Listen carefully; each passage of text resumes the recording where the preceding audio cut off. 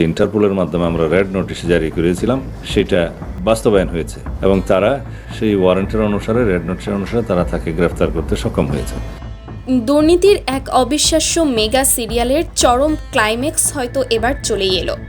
দুবাইতে 700 কোটি টাকার বিপুল পরিমাণ অর্থ পাচারের সময় ইন্টারপোল এবং দুবাই পুলিশের এক রুদ্ধশ্বাস যৌথ অভিযানে এবার কি তবে জালে আটকা পড়লেন পুলিশের সাবেক দুর্দণ্ড প্রতাপশালী আইজিপি বেনজির আহমেদের স্ত্রী ও কন্যা? একদিকে যখন বেনজির আহমেদ নিজে দেশে ফেরা ঠেকাতে আন্তর্জাতিক আইনের ফাঁক ফোকর কাজে লাগিয়ে ভুয়া মামলার নাটক সাজিয়েছিলেন, ঠিক তখনই পর্দার আড়ালে বাংলাদেশ সরকারের এক নীরব মাস্টার স্ট্রোকে বালুর বাঁধের মতো ধসে গেল তার পুরো অবৈধ সাম্রাজ্য। দর্শক, একটু ফ্ল্যাশব্যাকে ফিরে যাই। মাত্র কিছুদিন আগে দুবাই পুলিশের হাতে নাটকীয়ভাবে গ্রেফতার হন স্বয়ং বেনজির আহমেদ। যখন ইন্টারপোলের রেড নোটিশের ভিত্তিতে দুবাইয়ের রাজকীয় লকআপে তাকে বন্দি করা হলো, তখন অনেকেই ভেবেছিলেন তিনি হয়তো তার বিপুল টাকার জোরে খুব দ্রুতই জামিনে বেরিয়ে আসবেন। বেনজির নিজেও হয়তো জেলের চার দেয়ালে বসে এই আত্মবিশ্বাসে ছিলেন যে বাইরে থাকা তার স্ত্রী এবং কন্যারা তাদের বিশাল আর্থিক সাম্রাজ্য ঠিকই সামলে নেবেন এবং পশ্চিমা কোনো দেশে পালানোর নিখুঁত ব্যবস্থা করবেন।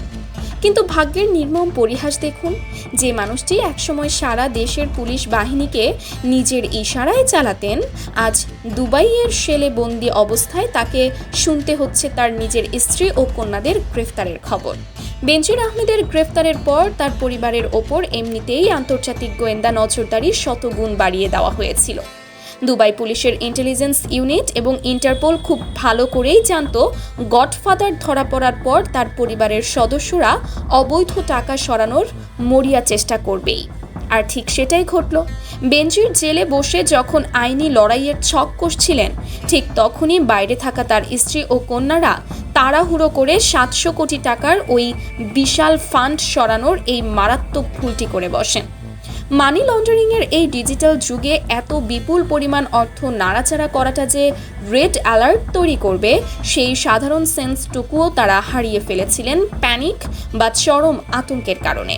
ফলে বেনজিরের গ্রেফতারের রেশ কাটতে না কাটতেই এবার সপরিবারে দুবাই পুলিশের জালে আটকা পড়ল পুরো পরিবারটি। এটি যেন দুর্নীতির এক নিখুঁত কফিনে শেষ পেরেক ঠুকে দেওয়ার মতোই এক ঘটনা। একটু গভীরভাবে কল্পনা করুন দর্শক, কিভাবে এই বিপুল পরিমাণ অর্থ সরানোর ব্লুপ্রিন্ট তৈরি করা হয়েছিল। আন্তর্জাতিক মানি লন্ডারিং বিশেষজ্ঞদের মতে এত বিশাল অঙ্কের ক্যাশ টাকা সুটকেসে ভরে পাচার করা সম্ভব নয়।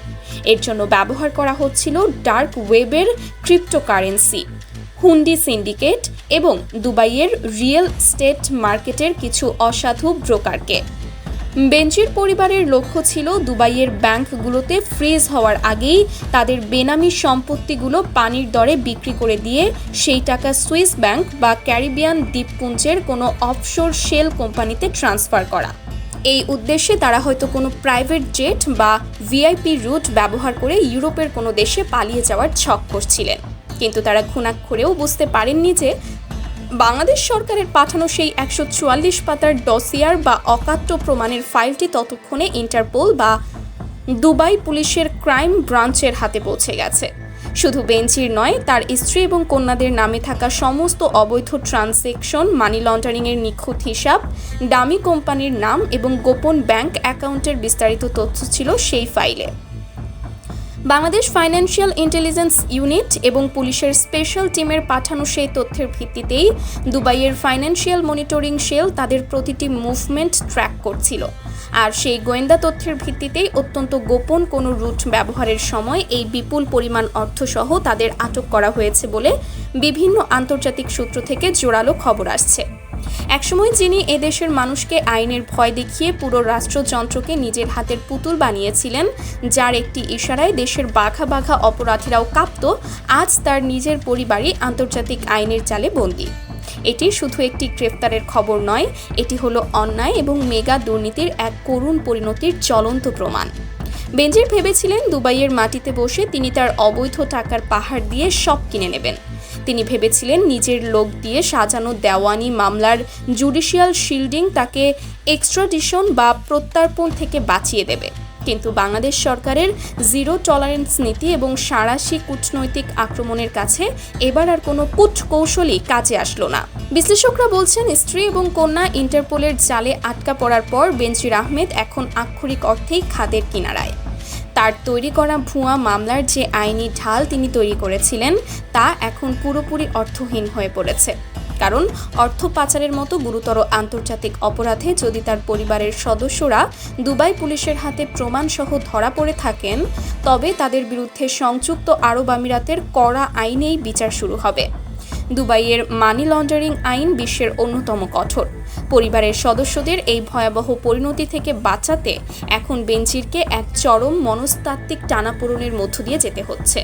তাকে হয়তো বাধ্য হয়েই আত্মসমর্পণ করে স্ত্রী কন্যাকে বাঁচাতে হবে এবং কেরানীগঞ্জের অন্ধকার শেলে ফিরে আসতে হবে, অথবা সপরিবারে বিদেশের মাটিতে এক চরম অপমানজনক আইনি শাস্তির মুখোমুখি হতে হবে। দর্শক, একবার ফিরে তাকান তো সেই দিনগুলোর দিকে।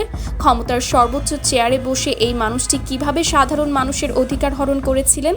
সংখ্যালঘু সম্প্রদায়ের জমি জবরদখল, ভয়ভীতি দেখিয়ে রিসোর্ট বানানো, সাধারণ ব্যবসায়ীদের জিম্মি করে কমিশন আদায়, কি করেননি তিনি? যে মানুষগুলোর জমি তিনি জবরদখল করেছিলেন তাদের চাপা কান্না আর আর্তনাদ বছরের পর বছর ক্ষমতা আর অস্ত্রের দাপটে চাপা পড়েছিল। আজ সেই মজলুমের দীর্ঘশ্বাস যেন তাকে তাড়া করে বেড়াচ্ছে। যে টাকার লোভে তিনি হাজারো মানুষের কান্নাকে উপেক্ষা করেছিলেন, আজ সেই টাকার পাহাড়ই তাদের গলার ফাঁস হয়ে দাঁড়িয়েছে।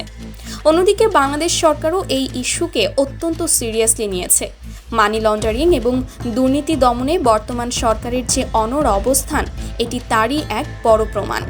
স্বয়ং প্রধানমন্ত্রীর কার্যালয় থেকে এই পুরো অপারেশনটি মনিটরিং করা হচ্ছে বলে জানা গেছে।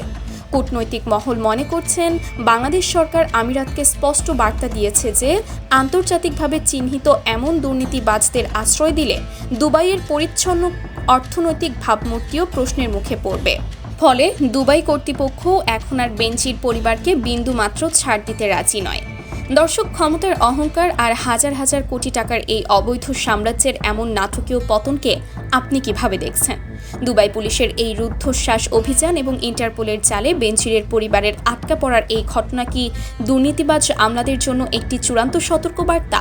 700 কোটি টাকা সহ আটকের এই খবরটি কি আসলেই দুর্নীতির কফিনের শেষ পেরেক? আপনার অত্যন্ত সুচিন্তিত মতামত আমাদের কমেন্ট বক্সে বিস্তারিত জানিয়ে দিন। ভিডিওটি ভালো লাগলে একটি লাইক দিন এবং রাজনীতি ও আইনের এমন সব এক্সক্লুসিভ মেগা ডকুমেন্টারি সবার আগে পেতে চ্যানেলটি এখনই সাবস্ক্রাইব করে বেল আইকনটি বাজিয়ে রাখুন। সত্যের পক্ষে থাকুন, আমাদের সাথেই থাকুন। আল্লাহ হাফেজ।